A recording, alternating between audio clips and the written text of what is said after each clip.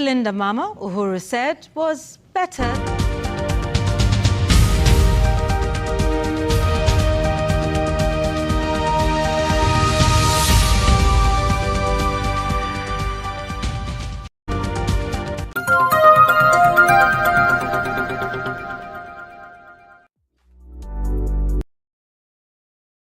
Was better than Uhuru's Linda Mama.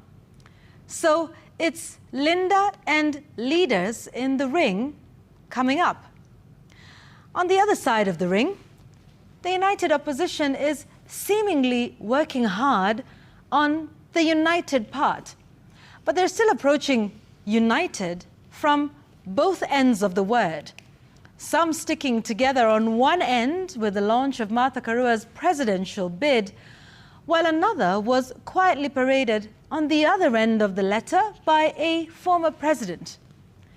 United, but at which letter of the word? We cross the T's and dot the I's as we explore the united in the opposition. Later in our final words, Bonya's bone will break bones with the county government of Kiambu and its governor for the most reckless handling of the doctors' strike. Sam Sense will be striving to find the sense separating Linda Jami from Linda Mama. Jamila's memo revisits benchmarking tours by our leaders. What do they ever learn? Kaikai's kicker kicks hard against the competition between construction of affordable housing and construction of state lodges. And on my take, I'll take you to Singapore. No, not that one. Next door. See you in Singapore. The gang is here. Many of the gains we had in the past have been eroded. Linda Mama and others replaced by new, untried, untested schemes. And while we wait for these experiments to work, Kenyans suffer and our progress is retarded. The hashtag is NewsGang at Citizen TV Kenya, at Yvonne Okwara. The text line, okay, at Yvonne Okwara, sorry, that's usually Tuesdays. At Yvonne Okwara. Now, in the spirit of fairness, Yes. at Yvonne Okwara. At Sam Gituku. At J. Bonyo. At Jamila Mohammed. No, at Yvonne Okwara, you are the spokesperson. Well, okay, I will take that. Spokes here.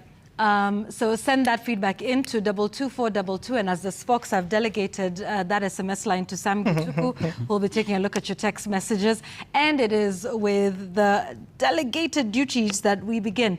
So Sam, I want us to take it from the numbers that you had, earlier, about this, and we'll get into the back and forth, because it was one person who made these comments, but the responses on the other side were from the presidency, deputy presidency, cabinet secretaries, politicians, all the way down. These are numbers, and there's politics around it. We will get to that.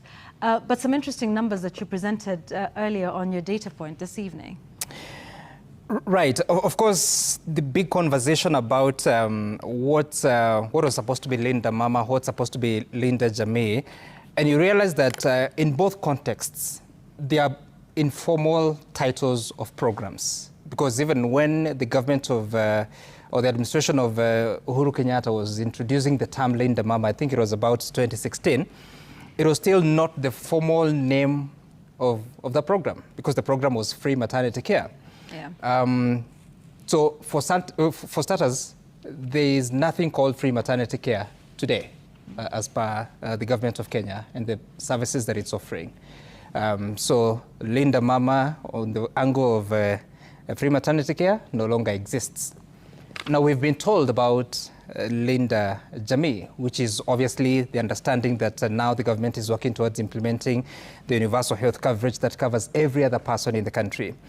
Of course, with the 4 laws that were passed back in 2023, if I'm not mistaken, then gives birth to the different funds that we have. There are three of them. There's the primary health care fund, there's the social health insurance fund, and there's the one on emergency, chronic and critical illnesses fund that also has an allocation for persons who would exhaust SHIF allocations, especially because of critical illnesses or chronic illnesses. Chronic obviously being that you will require long-term medication and care. So then, for the government to talk about Linda Jami, it is okay, but when you look at the numbers, they're not necessarily supported to the extent that you'd expect that everyone else is catered for.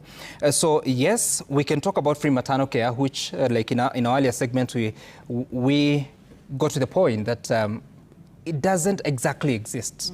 Because what exists is antenatal clinics and perhaps postnatal clinics, which is a primary health care concern, which you can go and get attended to at a level 2 or level 3 hospital, which are the hospitals that are covered by the primary healthcare fund in Kenya.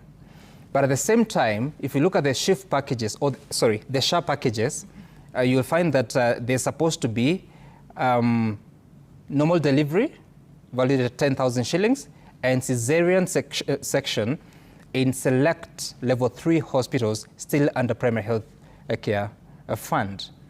The free primary health care fund, understandably, based on the explanations from the government, this is the Minister of Health as well as President William Ruto, once you register with SHA as a member, then you qualify to get the primary health attendance at any facility of level 2 and 3. But the practicality, the reality on the ground is that if you go to a level 3 hospital, you want a cesarean section, you'll be asked, where's your SHIF contribution? And you know how it goes. They check your eligibility. If you're an employee, meaning you earn a monthly income, it has to be remitted and updated by the 9th of every month. Otherwise, on the 10th, you will not be eligible to get such kind of service. For persons that are not salaried monthly, you have gone through means testing instrument, which is within the system of the Ministry of Health or SHA, then you're supposed to make a contribution, which is annual. So if the assessment is that you should pay 500 shillings per month, in a year that is 6,000 shillings. If you go to such a facility and you're required to have SHIF and you have not made your contribution for the full year, then you do not qualify. That's the practical sense. And therefore, if that is the situation, even that which is supposed to be free maternal care at a level 3 hospital to members registered with SHA, but not contributing under SHIF, you will not access it. So there has been that difficulty, and you find that many providers are talking about that if you go to that facility, they have to check your eligibility under SHIF. So then, the free maternal care is gone. We were talking about, initially it was, when it existed, it was an average of about 4.1 billion shillings every year, supporting close to 1 million patients or mothers. And these are figures from the government anyway, National Treasury. So that does not exist. The other concern that is no longer existent, if it's about Linda Jami, it is the amount of money that was being allocated for these people with severe disability, the orphans and the elderly that would require support to buy medical insurance. So consistently, the allocation used to be 1.8 billion shillings, 1.7 billion shillings. Then it started to decline to about 861 million shillings, which is a reduction by half in the financial year ending June this year. And then now we are talking about 430 million shillings for the current financial year, starting July to June next year. So 430 million shillings as the amount allocated for medical insurance for the category I've described. Ideally, this should be the resources allocated to indigents, which is a creation of the 4 laws that were passed by Parliament. In essence, then, because the least you can contribute is 300 shillings under the current arrangement for SHIF, if you do the math, 430, Jamila, you're good at math, 430 million shillings divided by 300, I think you get about 358,000 households, right? Because a household has an average of 4. So you multiply that, you'll get the figure. So still, the resources are reduced. So jamii ambayo ilikuwa inalindwa by 1.8 billion shillings contribution to medical insurance is no longer being protected. And perhaps this may begin to explain. Recently, there was an event at State House where the government said you were paying SHIF contributions to several Kenyans. I think it was about over 500,000 households, coming to about 2 million Kenyans. They're making those contributions, but also inviting corporates and philanthropists to come and make contributions to support Kenyans. Why? Because the budget has reduced. So Linda Mama aside, it's gone. Yeah. Linda Jami, not necessarily Tuna Linda Jami, because again, the other figure that I spoke about was 13 billion shillings meant for primary health care. In the analysis of SHIF, and the ministry, every Kenyan is assigned 900 shillings for primary health care, including yourself, Yvonne. So if we are, again, 50 million Kenyans, we should at least be allocating 45 billion shillings. The figure during those discussions was supposed to be 50 billion shillings to the primary health care fund so that we can sort out everyone else to even go to public facilities or whichever facilities that are accredited to offer primary health care. So to allocate 13 billion shillings versus 45 billion shillings, that's like, what, less than a quarter? A quarter, yeah. Yvonne, what Gituku is talking about and how he has explained it so well, thank you, Gituku. In my opinion, makes me ask the question that I did before when we were talking, that what was the essence of overhauling the whole system, the health insurance system, from NHIF to SHIF? Because it should be, one, to ensure that people have affordable healthcare for all. But the way it's looking, it's become more complicated compared to how things were before. Because you have all these things that Gituku you're talking about, and you say there's no free maternal care, it's gone. Linda Jami is not working the way it's supposed to be. The money allocated, really was supposed to have been allocated, has not been allocated. We've seen instances of hospitals being shut down because of fictitious claims or plans to defraud SHIF. We had a story the other day, and the people are talking about in Kisii, but one of the oldest hospitals that they had now had been closed because of these claims, and people are wondering how they're going to get service. So it doesn't answer the question of what was this supposed to do? Because sababu kama haisaidii watu, why make this whole overhaul, change everything, have this whole system, the billions one, the digital one, that raised a lot of questions, when people are not getting the care that they need. If you're unable to go to the hospital and get services because, one, maybe you've been unable to pay the yearly contribution, as you say, maybe 6,000 shillings pengine hauna, or if you've gone there and you're an employee on 10th and the amount has not been remitted and you're unable to get service, but really, it doesn't make any sense to me that watu wapati huduma ambao wanapasa kupata. So why did we change things in the first place? It really just does not make sense. Yeah, I want us to listen to the president responding to what the former president had to say. Let's start with his response to former President Uhuru Kenyatta on Linda Mama. We should be a bit magnanimous to him. He did time, led our country. And the Linda Mama program was a great program.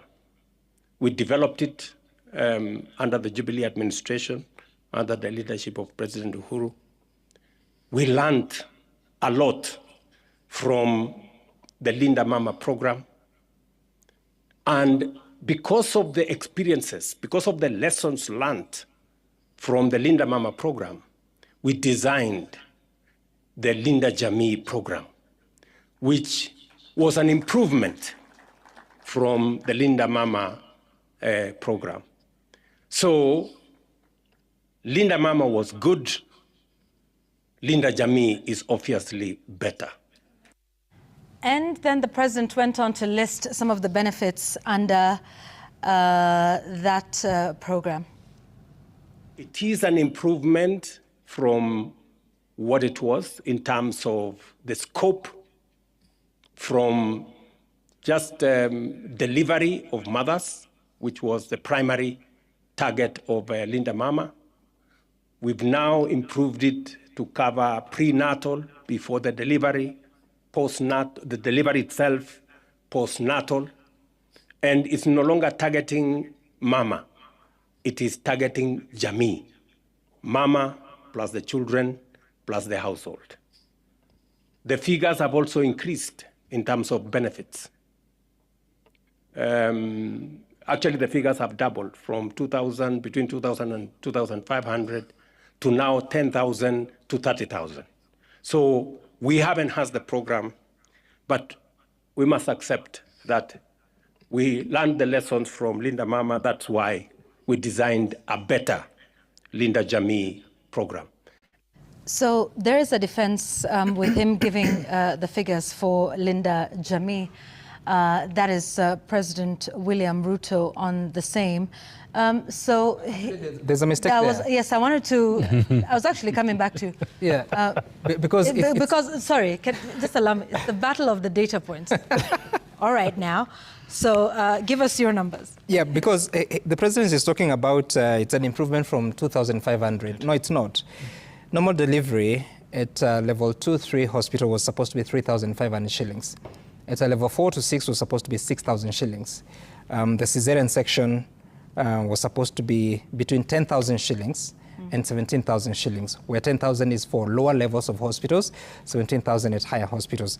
But yes, he's spot on what the current regime offers, because it's 10,000 shillings for normal delivery and 30,000 shillings for cesarean section. Yeah, here we are, Jay. So the former president versus the current president on such a key pillar as health cover, particularly for mothers.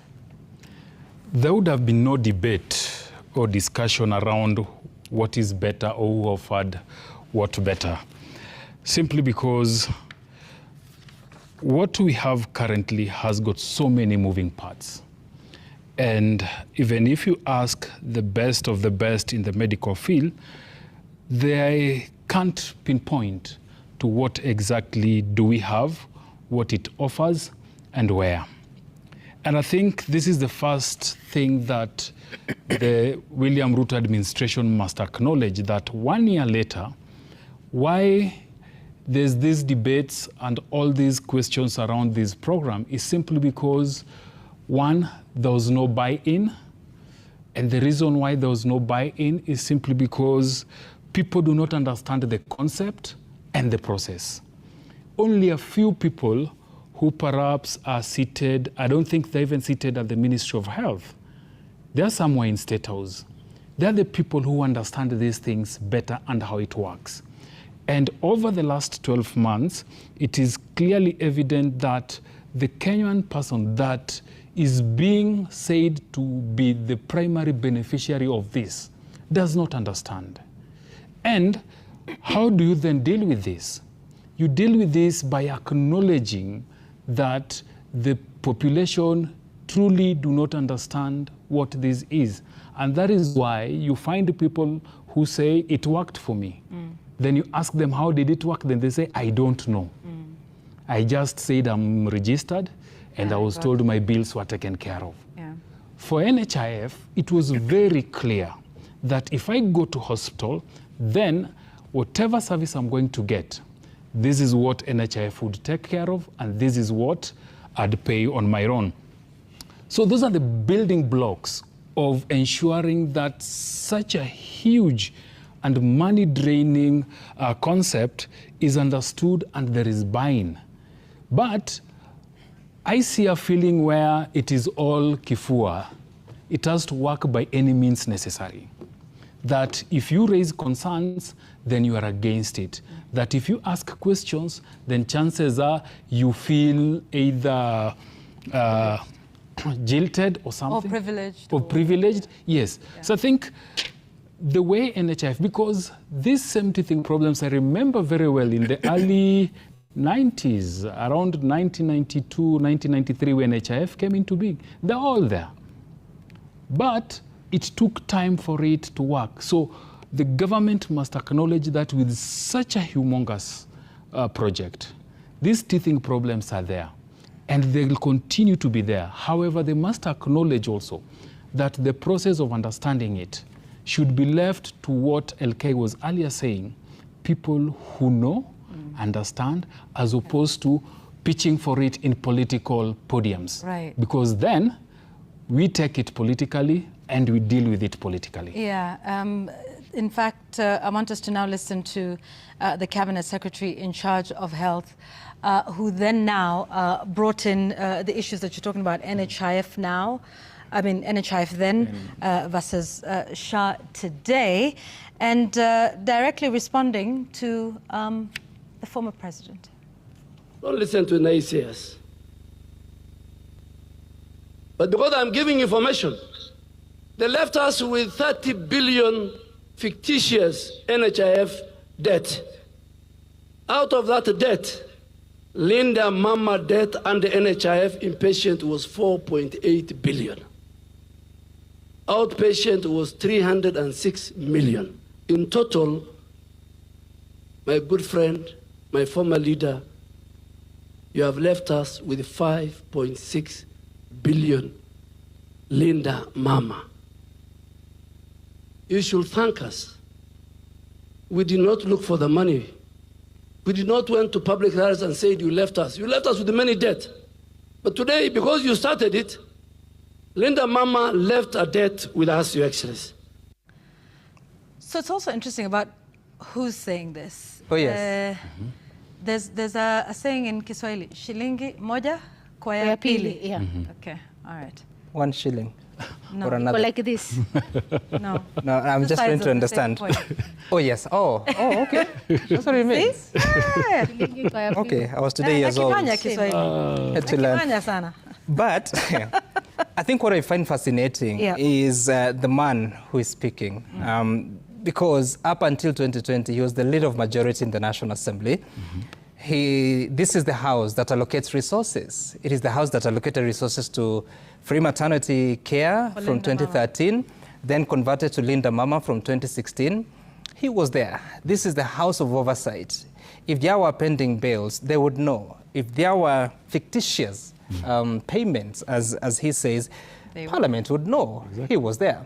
Now, at the same time, there as majority leader. Leader of majority. Yes. He had the president's ear, and of course the deputy president then, who is now the president.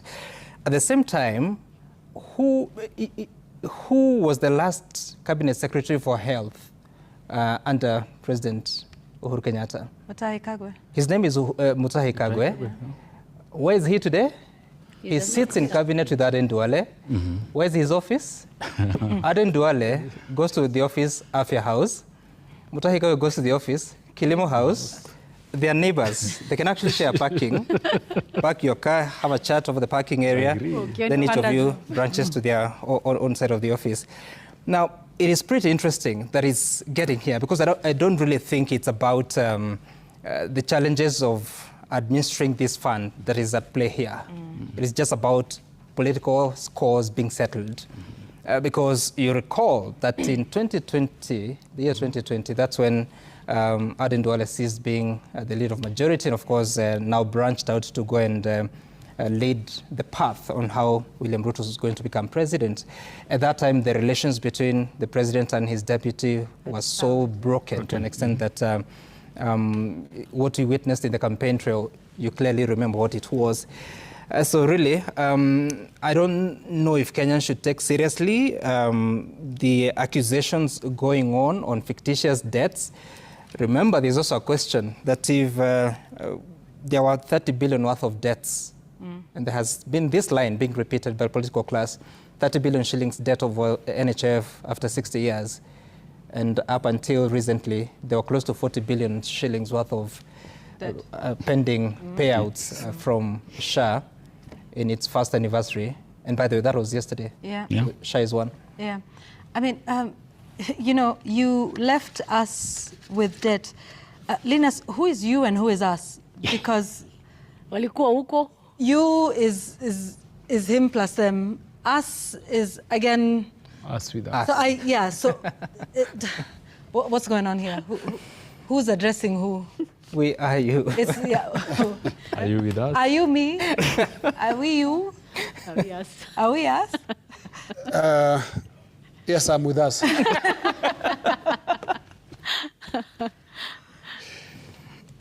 I think Sam has put it aptly. And I can only add by saying what we have is actually the third term of the Jubilee administration that started in 2013. It's always interesting to see politicians changing jerseys and pretending that they have nothing to do with the past. President William Ruto himself, as deputy president, used to tell the media, if anything goes wrong, ask me and ask... Yes. Meaning, Linda Mama and Linda Jami can actually be resolved through a phone call privately, especially when it comes to differences. But we should see what this is all about. It is about politics. It's about the broken relations between the current president and the former president.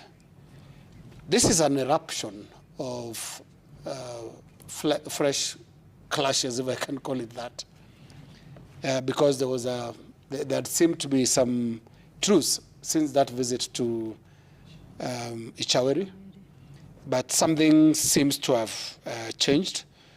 What, of course, has changed is talk of 2027 is starting to gain momentum.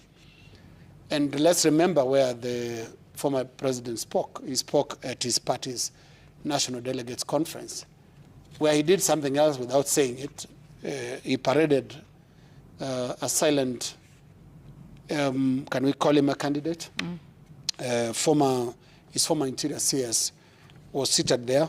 Obviously, there was a message being sent here with regard to the 2027 election.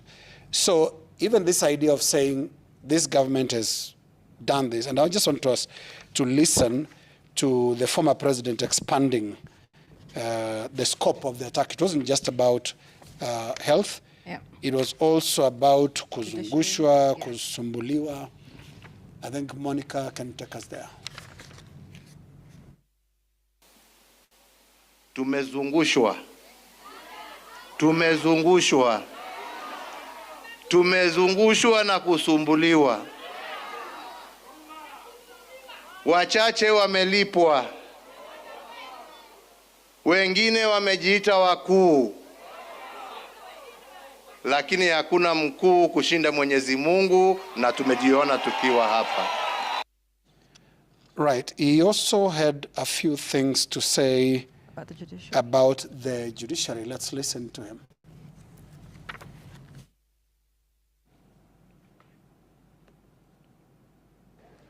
That we also face challenges.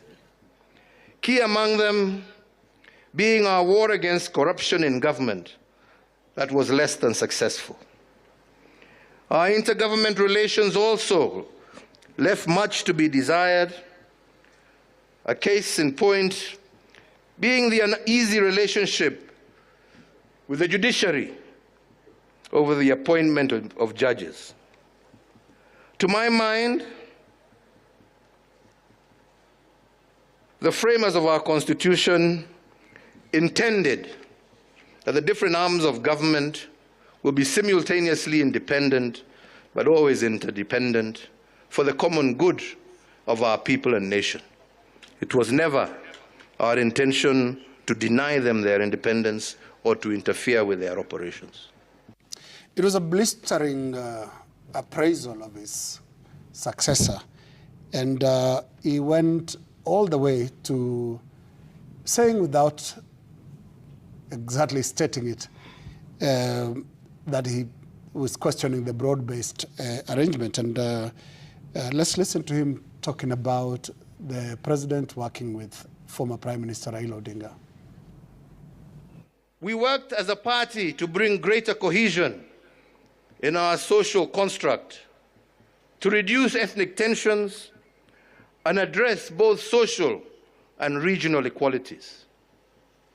This noble effort, unfortunately, was used against us in the last campaigns, it being called an attempt to erode democracy. I wonder what they call theirs today. So there was a handshake, BBI, and then there is the broad-based. Right now, he's saying, what is the difference? It's a bit another political version of Linda Mama and Linda Jami. This is better. Yeah. And now they went for politics. And you can see the politicians and political reactions now started coming in. And no one is talking about Linda Mama, Linda Jami. They went straight to politics. I want us to listen to Oscar Sudi.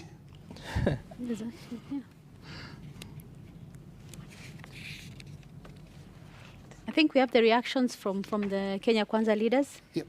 It's 1.8. Hiyo Linda Mama ambayo ilikuwa inachunga mambo ya wamama wajawazito, sasa tumeipanua kupitia SHA. Sio Linda Mama pekee, inalinda mama, inalinda mzee, inalinda kijana. The truth is, I am sure deep in your heart, you are shocked that William Ruto has managed to stabilize the economy of this country. Uliogopa maneno ya housing, uliogopa hii maneno yote, kubadilisha maneno ya masomo nini, sasa inakusumbua kichwa, unaona mwingine anafanya. Wewe nenda kimya, wacha Kenya iende mbele. We have not told Kenyans you are the problem. Tulikuwa tunajaribu kulipa madeni ambao wao ulikopa.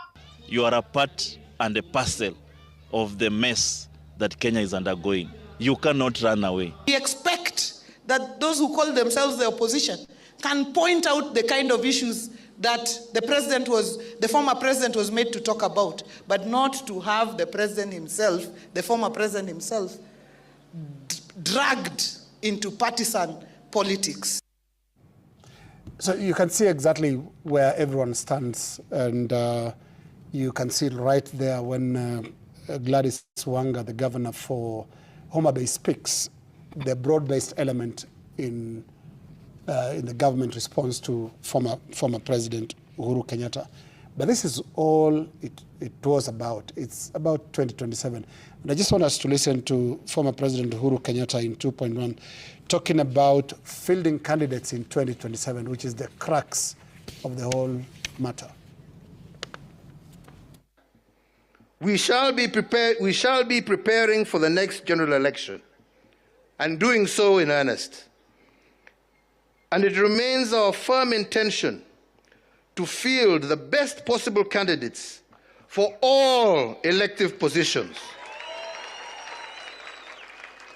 We shall either do this on our own, or we shall do this in concert with like-minded political movements. So like-minded political movements. And without saying it again, I think what President Uhuru Kenyatta, former President Uhuru Kenyatta is saying is he'll not be on the same side as President William Ruto come the next election. But this is Kenya. It's 2 years to the elections. This is our first reading of what went on at that Jubilee conference. Yvonne, I was just thinking about how when this government took over, there was a lot that was said about what was wrong with the previous regime. President Uhuru Kenyatta was blamed for a lot of things from the first day when the president and his deputy then was sworn in, that this went wrong because of this, we are here, we are going to fix things, almost making people forget that William Ruto was the deputy president for 10 years. And people actually, I think, kind of forgot. So when he was speaking, he was talking about like Wimisikwa, you know, all these things we're blaming Uhuru Kenyatta. And Uhuru Kenyatta, I think, did not have anything to hakuwa na kitu ya kulalamikia about. He had nothing to say about them in the beginning. I remember he came out to speak when and there were things that happened in the beginning, Yvonne. For instance, when his farm was raided in March 2023 and his sheep was stolen. Remember that incident? It was during the Azimio protests and people raided the farm. 1,500 sheep was stolen. And then tunakaa kidogo, in July 2023, former President Uhuru Kenyatta's son's home was raided by people who are said to have been police officers. And then a few days before that, I think on July 18th, the security for his mother, former First Lady Mama Nginya, was withdrawn. So I remember former President Uhuru Kenyatta speaking outside the home of his son, saying, come for me. Yeah. Don't come after my family. Leave my son alone. Leave my mother alone. And that's when he was speaking out. But then now, this is 3 years later. And he has things to say about this regime. He can actually point out and say, well, Linda Mama was better, Linda Jami is not working, this is not working, this is not working, because now hakuna kitu cha kusema. I'd like us to listen to President talking about 1.1, what he said, kazi yetu ililenga kila kona ya nchi. He was talking about the things that they did when he was in power. Many of the gains we had in the past have been eroded. Linda Mama and others replaced by new, untried, untested, schemes. And while we wait for these experiments to work, Kenyans suffer and our progress is retarded. Na nyinyi mnajua hata kazi ambazo tulikuwa tukifanya wakati tulikuwa na nafasi ya uongozi wa taifa hili letu la Kenya lilikuwa linalenga kila kona ya jamhuri yetu ya Kenya. Hakuna pahali ambapo hatukujenga mabarabara. Hakuna pahali ambapo hatukuweka stima. Hakuna pahali ambapo watoto walikuwa wanasemekana wamekosa kuenda shule kwa sababu hawana karo. Watoto wetu wote primary na secondary walikuwa wanasoma kila pahali Kenya hii yetu. He has something to say now. Anasema wakati wangu this worked, this worked, this worked, this worked. Yeah, pointing a finger at what seems not to be working with this regime. So he's no longer on the receiving end peke yake. He's actually able to dish out something because there are things that are actually not going as planned with this regime. And I think that's basically why we are hearing him speak. And I think going forward, maybe we may hear him speak a bit more, poking holes or pointing out those things that he seems to think are not working as they should. And indeed, yes. It is a rather unfortunate situation that Kenyans have to be subjected to, because the work of defending the work was during the tenure when President Kenyatta and Deputy President Ruto served. That's the time they needed to make the communication, convince Kenyans of what exactly we are doing, that this is so good, this is succeeding. That was the time. Because we risk suffering revisionist tendencies. Because life wasn't perfect during that tenure, 2013 to 2022 June. Or no, it wasn't June, it was September. There were challenges. You recall there were many strikes that we covered of teachers. If you remember the former Secretary General Wilson Sossion, there was the strike of more than 100, I think it was 105 or thereabouts. Yeah. There's a time county governments had threatened to shut down because of delayed disbursements of resources. There are times schools were late to receive capitation.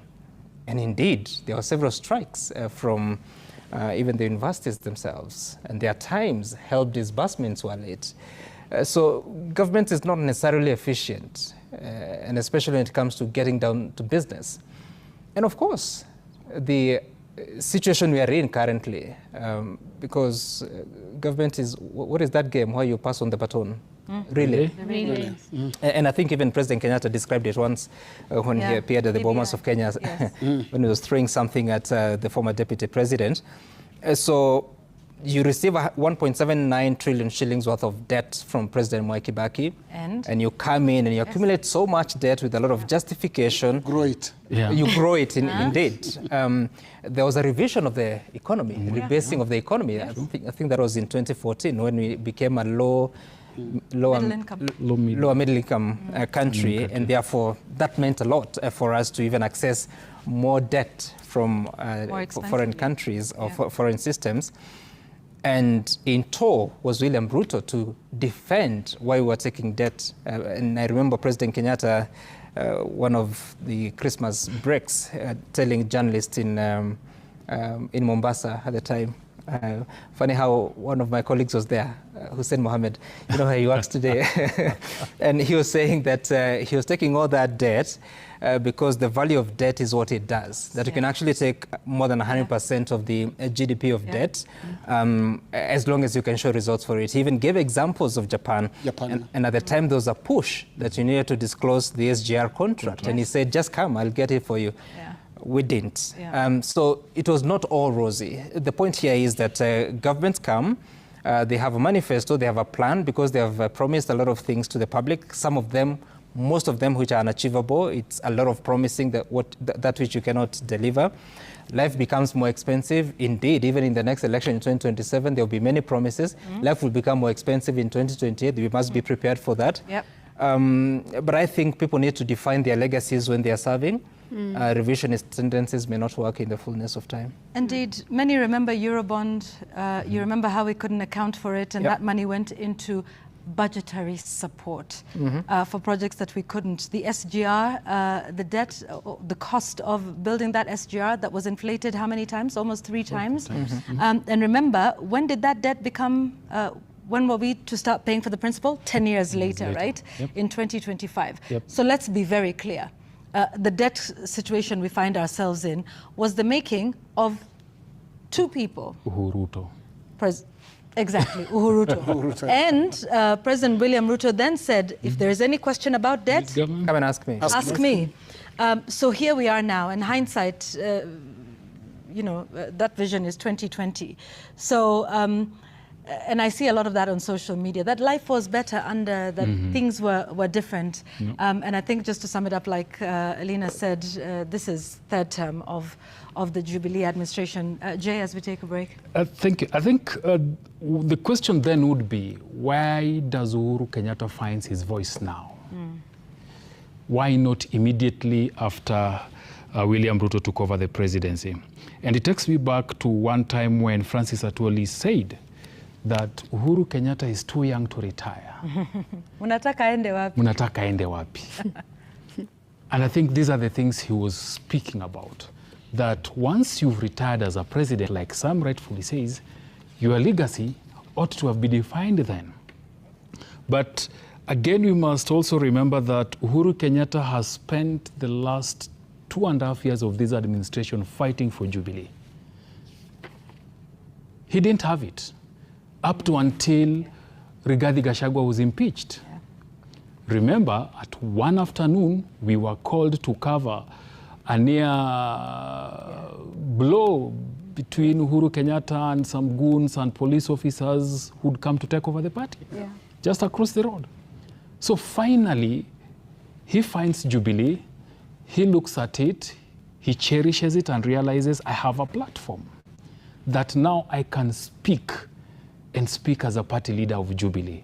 So all these things, he finds his voice simply because the race for 2027 is being shaped, but then again, he has a podium that if he speaks as the Jubilee party leader, and sometimes it can be said not as the retired president. Yeah, interesting distinction. And that's the distinction we're going to come back with and talk about which way forward, because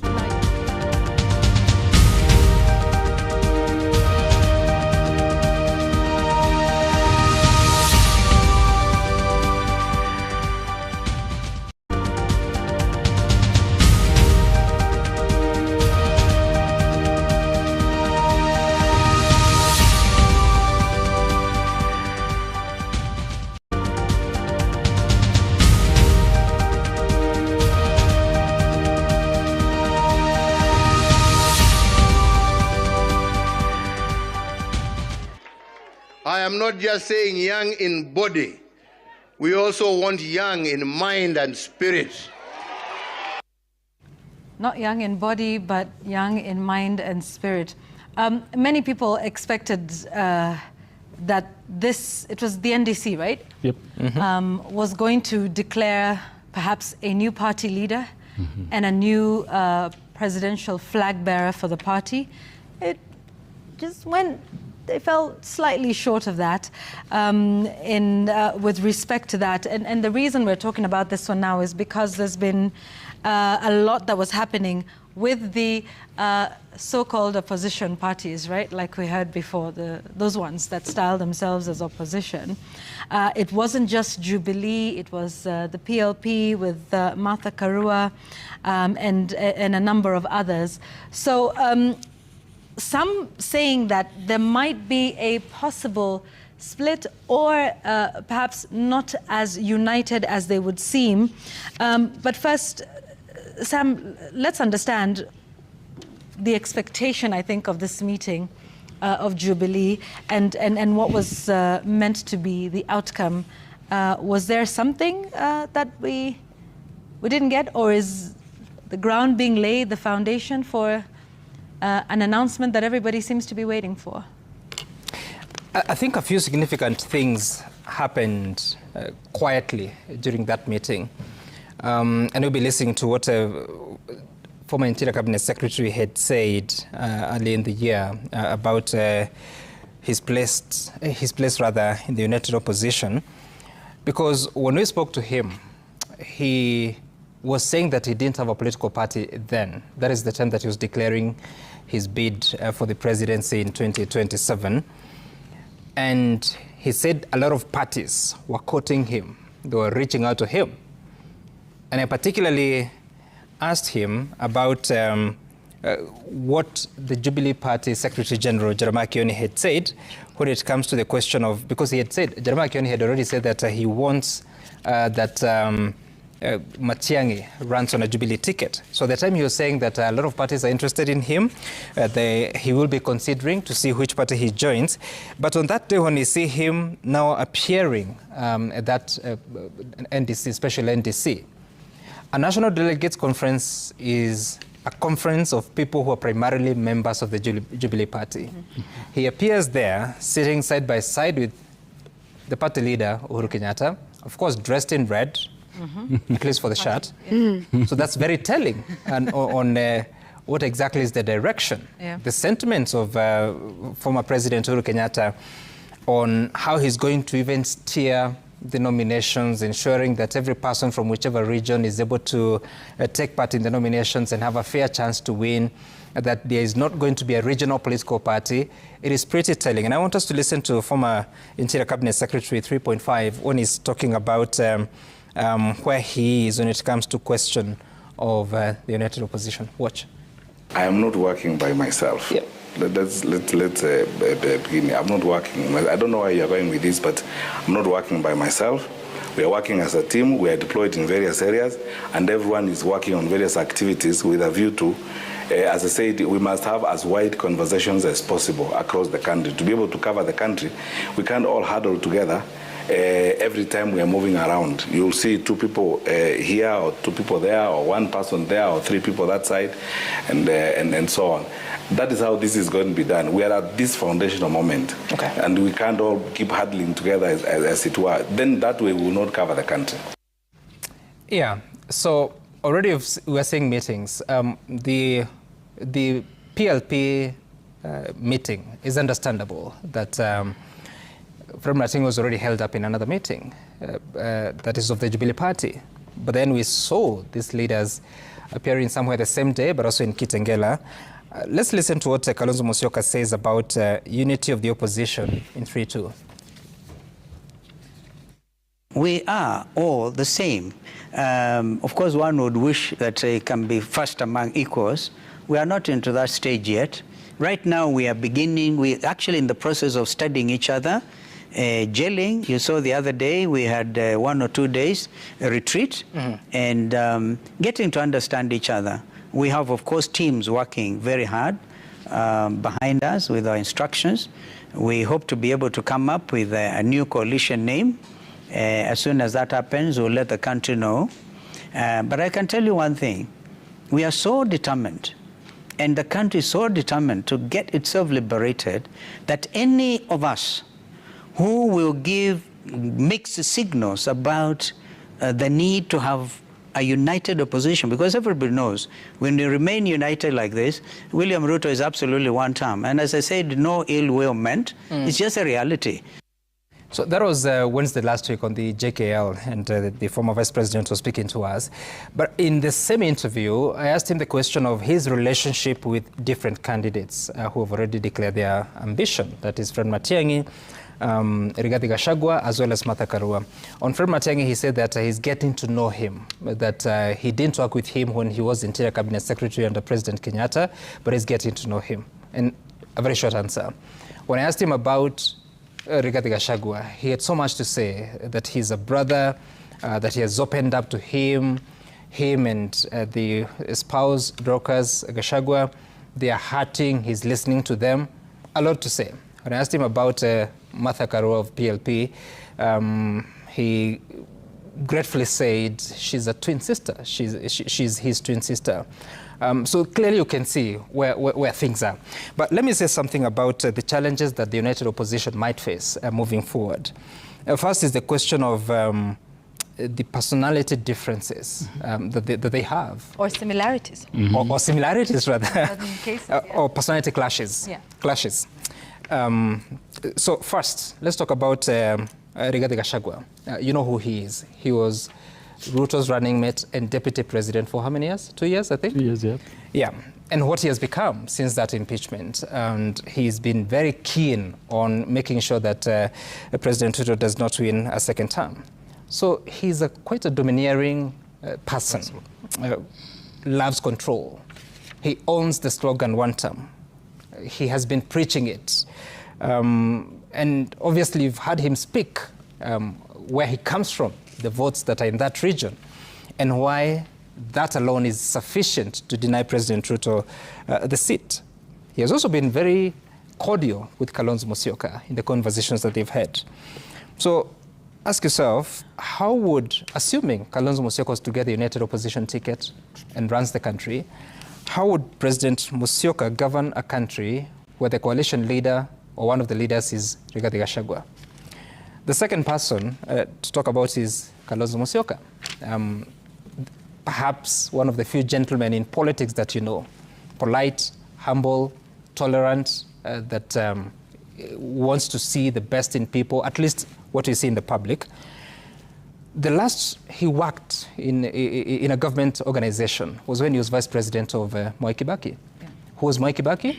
Another gentleman of politics. He would not shout at you. At least we didn't see that. So appears to have learned some of the tricks under Mwai Kibaki. But then again, what politics do you have today? It's combative. It's no longer about gentlemanship, if you have to look at even the big faces that we have. How would a President Kalonzo again work in a situation? You also have Fred Matiang'i. So Fred Matiang'i, you know him, very forceful when it comes to execution, very keen on results, very thorough. Remember the visits to schools, but also during when he was Interior Cabinet Secretary, and the many visits that he made, the many declarations he made during transitions, during the elections of 2017, the kind of press conferences that he gave, a person who appears so sure about himself. So in that boardroom of the United Opposition, how would it be in the presence of Fred Matiang'i as a person with his character, and knowing that he looks like a person who would love to show leadership? How does that sit with Rigathi Gachagua? Then you have Martha Karua, again, a person who has walked out on presidents. Yeah. Is it Daniel Moi? Yep. Is it Mwai Kibaki when they disagreed and she resigned from government? She was running mate of Raila Odinga in Azimio. When things were not moving in the same direction, she walked out. She was the first to leave. Exactly. Azimio. She removed her party, now Kenya, now PLP, from Azimio.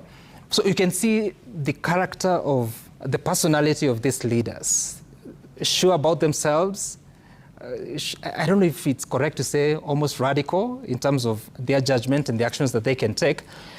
So there's a blend of different personalities. The final point I want to make is, as all this is happening, previous coalitions have succeeded because there was an outright leader from the start. When Mwai Kibaki was leading NAK, National Alliance of Kenya, him, Ngilu, and Kijana Wamalwa, there was a sure leader.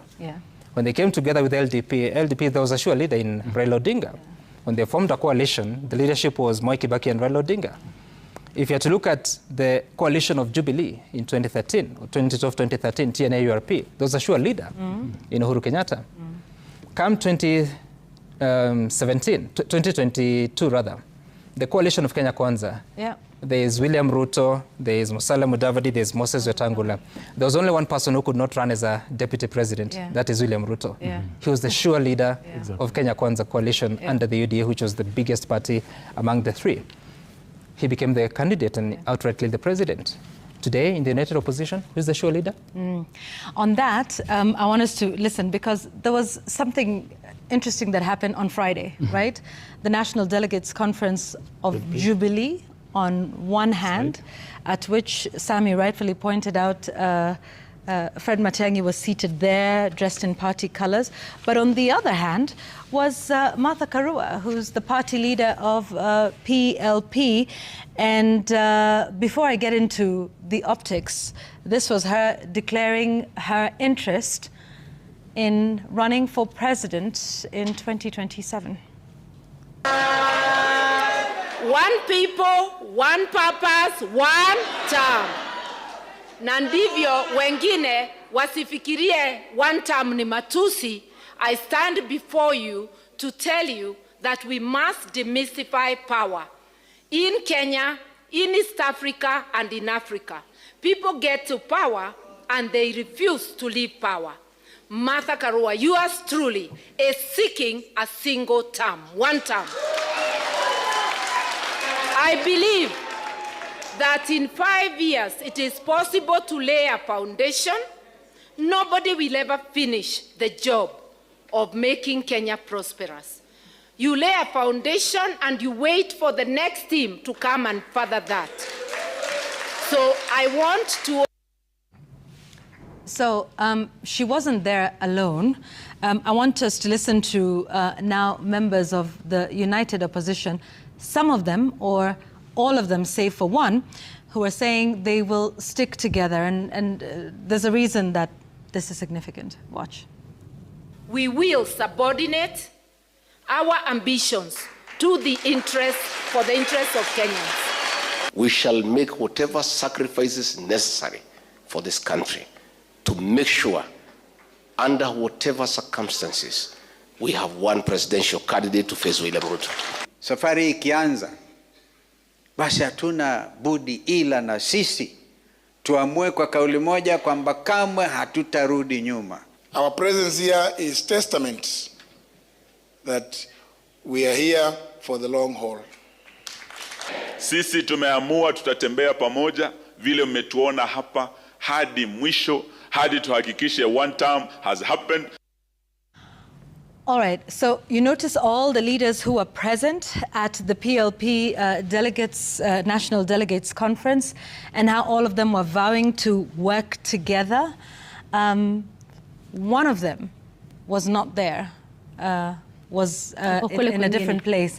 And July 1, when he said to you, that's Dr. Fred Matiang'i, that, you know, I don't know where you get this impression, you know, we're working together. But granted, it's politics, and you know, things move and things move fast.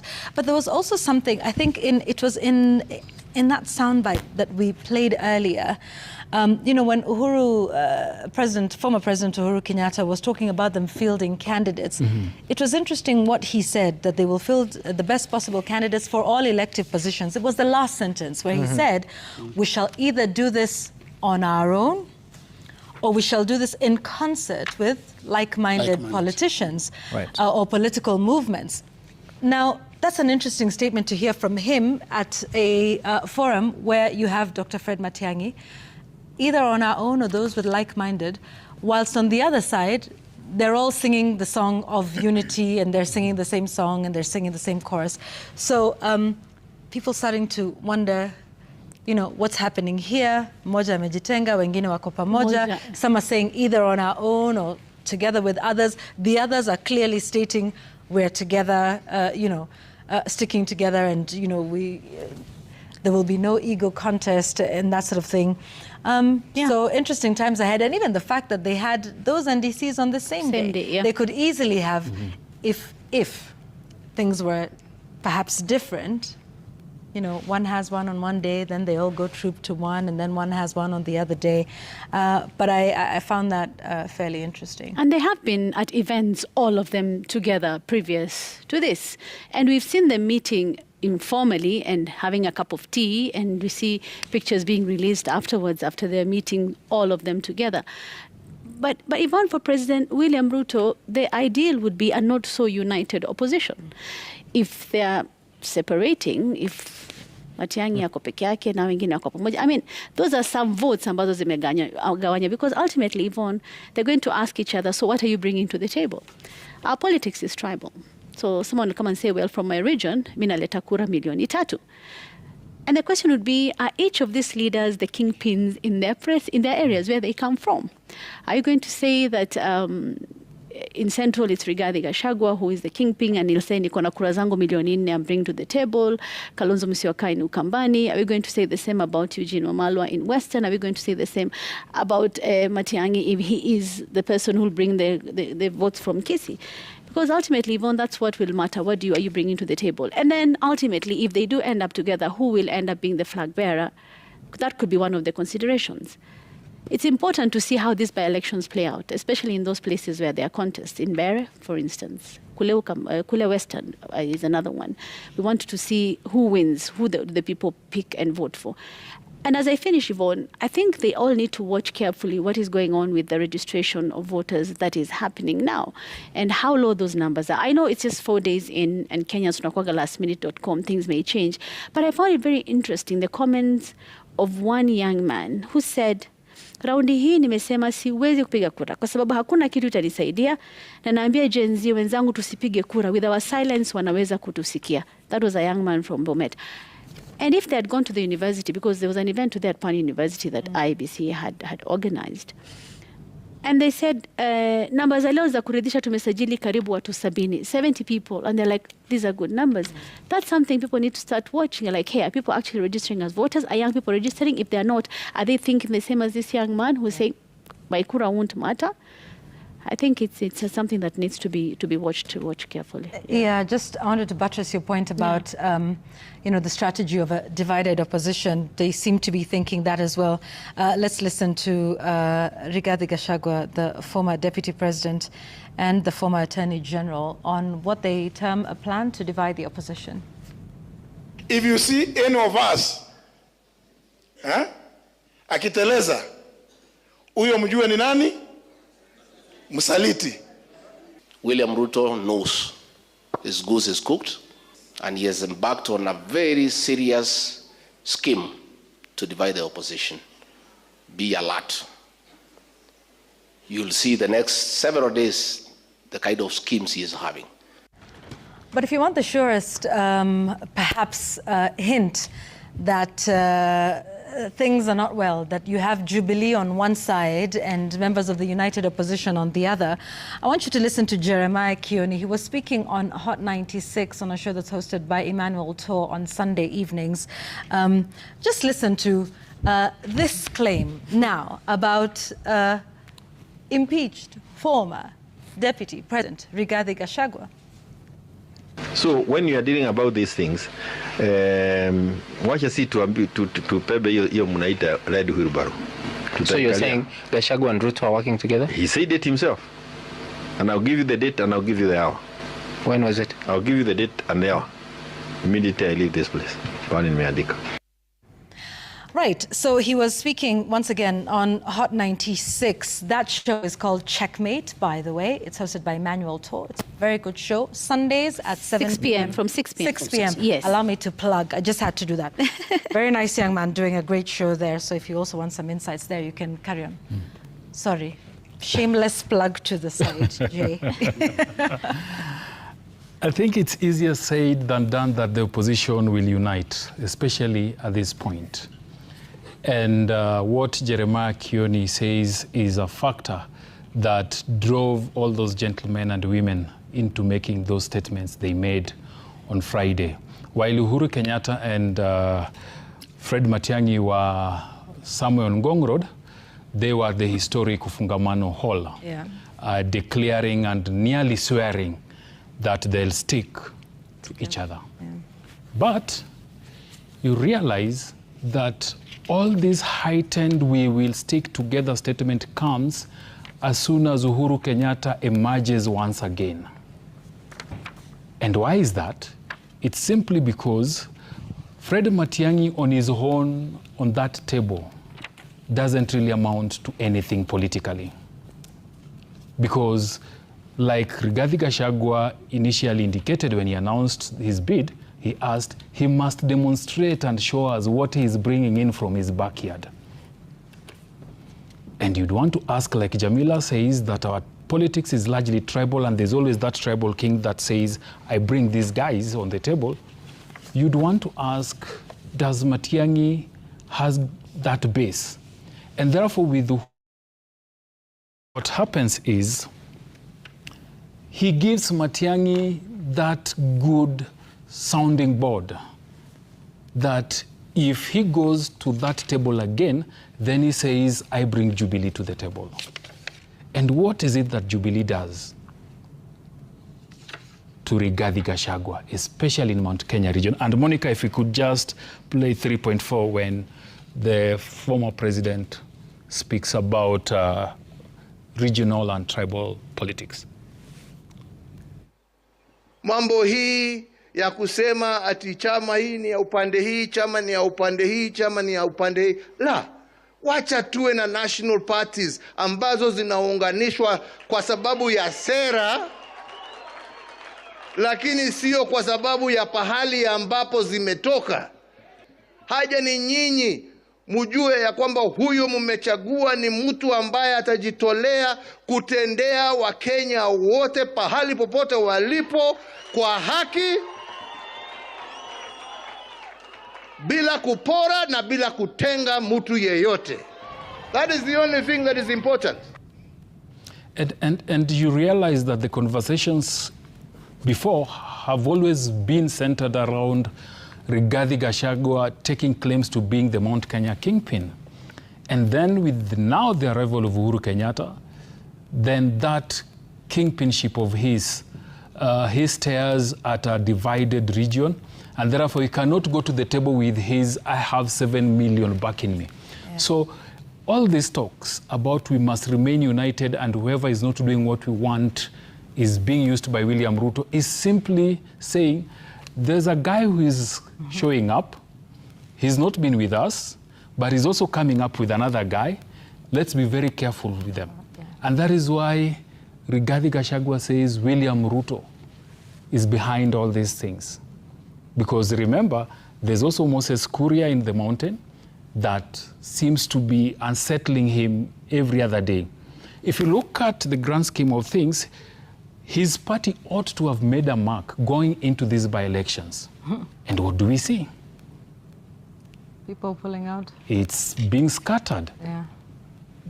Yet, even the simple test of the IBC clearance is yet to be done. Yeah. So, Rigathi Gachagua will insist that we must stick together so that they lock out Uhuru Kenyatta and his teammate, Freddie Matiang'i, when they finally decide to join together.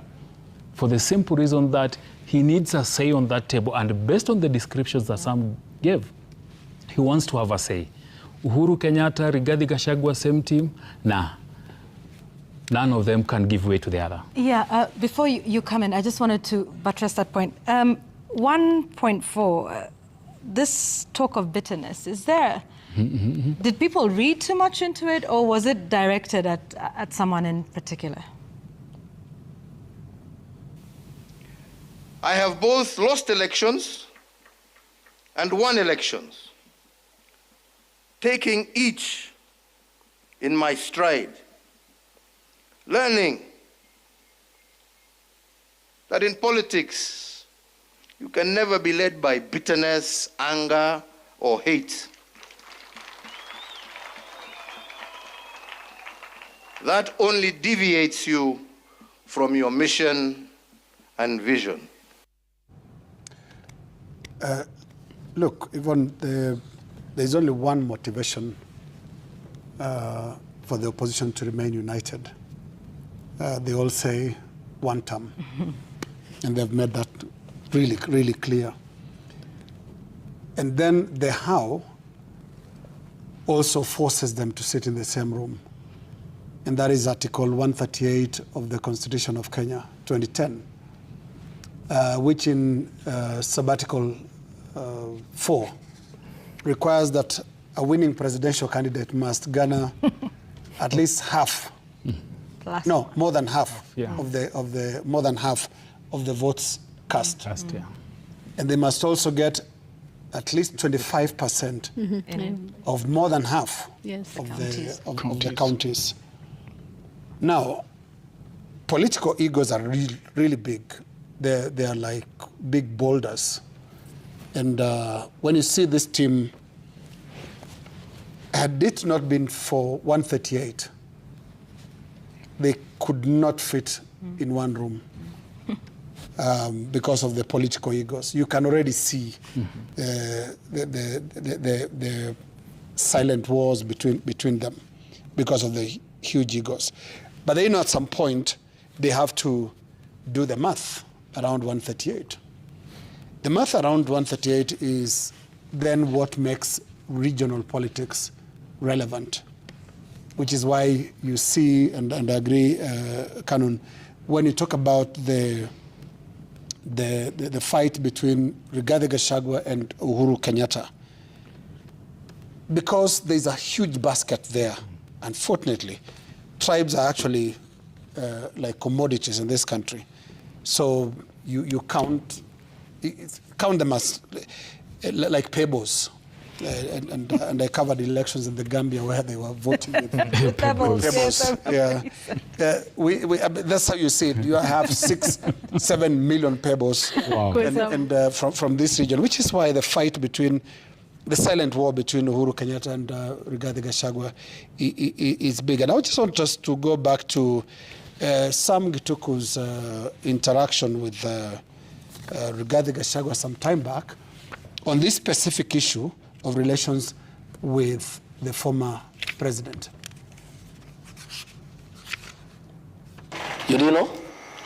Uhuru Kenyatta is the undisputed king of the mountain. And what is your relationship with him? Good. Brotherly. When did you do that? Oh, we talk.